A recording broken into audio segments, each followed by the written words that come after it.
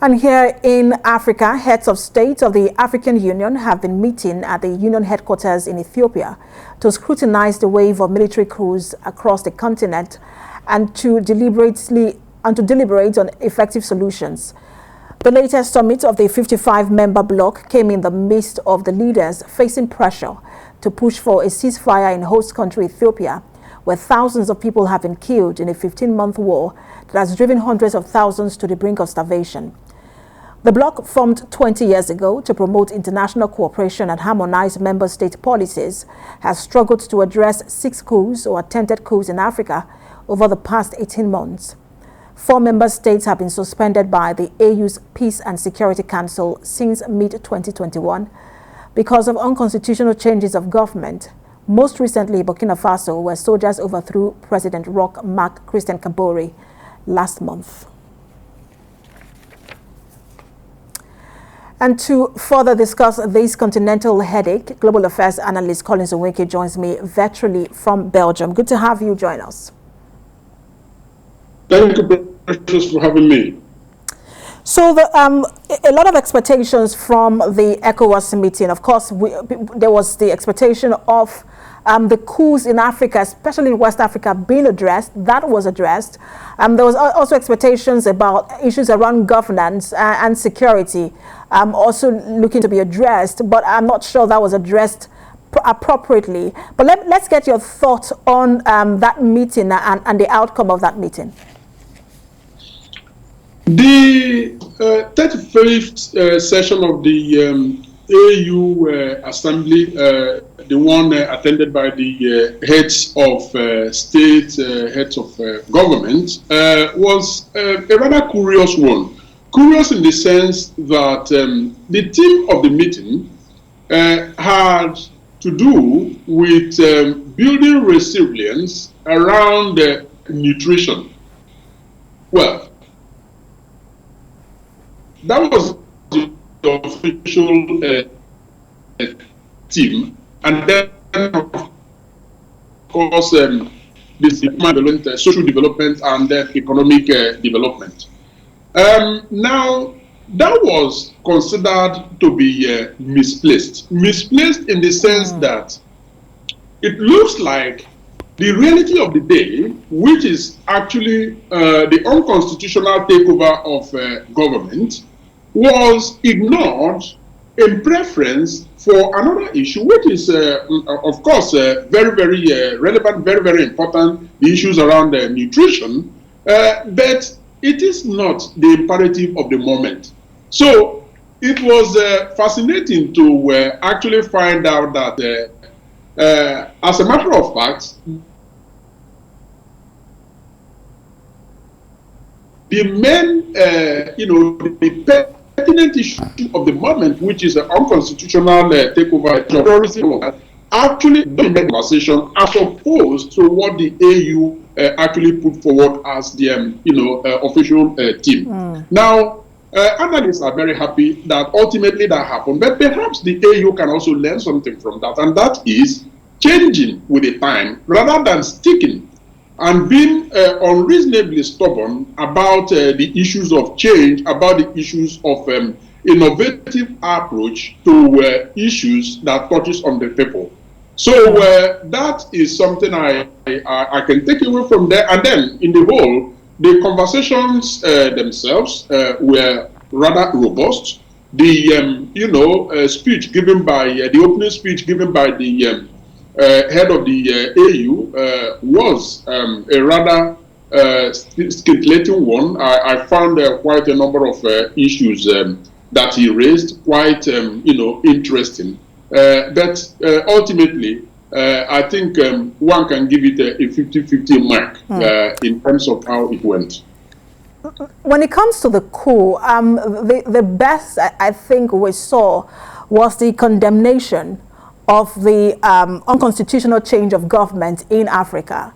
We know that the African Union has a lot of charter and protocols when it comes to democracy and good governance in Africa. And we've seen the jubilation on the streets in Mali when the military took over. We also saw that in Burkina Faso. Do you think that this buttresses the point when people say that perhaps the African Union and the ECOWAS are out of touch with the current desires and needs of the current demographic in Africa? Do you think that this actually buttresses that point? I think it does buttress that point, and I think it also lean on the first issue that I raised about the dichotomy between the official team of the meeting and what they eventually started to discuss. Yes, indeed, they all point to the fact that we have an African Union that is completely out of touch with the African citizens. One can only expect that now that institutional reform of the African Union is top on the agenda and was indeed one of the cardinal points of discussion during the assembly, one will hope that with the Agenda 2063, that is also a very current issue being discussed, that they will take all of this into consideration and step away from the habit of simple condemnation and doing little or nothing to prevent some of these things from happening. So rather than the reactive approach that the AU has taken all of these years that is resulting in this lack of touch with the citizens of Africa, they should begin to think of more proactive ways so that these things don't have to happen in the first place. And when they do happen, that immediate action is taken to isolate completely the coup plotters rather than actually treating them with kids' globe in terms of forming a government that includes those that unconstitutionally usurped the constitution of the sovereign nations. So how about just addressing the challenges in beyond just, you talked about reactive approach, and we've seen that how, they are quick, the ECOWAS and African Union are quite quick to condemn these coups, but we've seen protests on streets against democratic governments when it comes to how these democratic governments are leading in their nations. People are complaining about economic downturn, they're complaining about insecurity in these countries. ECOWAS and African Union hasn't said anything about this. Protesters are clamped down on. African Union and the ECOWAS do not make statements about this. Even as bad as they held this summit in Ethiopia where there is a civil war where thousands of people have died and little or nothing was said about this. What do you make of this? Because it does look like, people keep saying African Union has become, a toothless bulldog. What do you make of this? Well, the African Union cannot indeed blame anyone who described them in those terms, namely a toothless bulldog, because yes, more often than not they bark, but they do not bite. Well, I believe that the suspension of a number of countries, in the last season. Was one of those actions that they have taken to try to change that perception of toothless bulldog, but it appears to be coming, too little, too late. Now, coming to how they could be more proactive. Well, I think it has more to do with a number of things, and I think the most cardinal is this: it's going to be made unconstitutional for any government, any sitting president or head of government of any country to change the constitution of the country during the person's term of office to allow extended period in office that eventually benefits that particular individual. I mean, those constitutional changes can always take place, but for Christ's sake, the person that masterminded it should not equally be a beneficiary of such, constitutional reform. Absolutely. I believe the AU can do something about about that as a very proactive approach, because most of these problems that we are seeing are resulting from, bad political or illegal or immoral political. Sorry, I just have to quickly jump in because I need to ask you this question, and I understand I have very little time left. We also know that the African Union has been accused of double standard because Chad, where President Idris Deby was killed in war at the battlefront, his son Muhammad took over through a military council, and people think that Chad should have also been suspended, but the African Union did not suspend Chad. There is also governance issues in most of these countries. My question really is, how should the African Union begin to build credibility in Africa?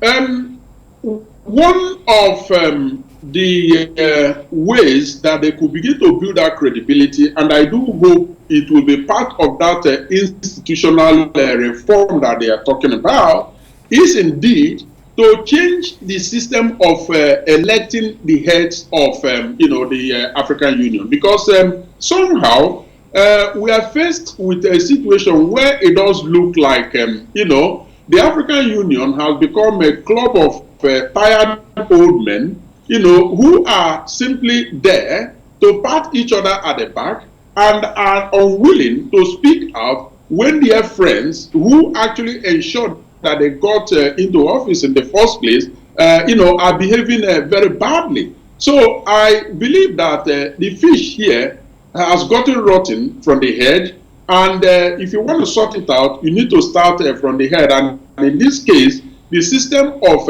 electing them has got to change, be more independent, be more credible, and I think that is one of the ways that their integrity, which is completely in tatters at this moment, can begin to find a rebuilding platform.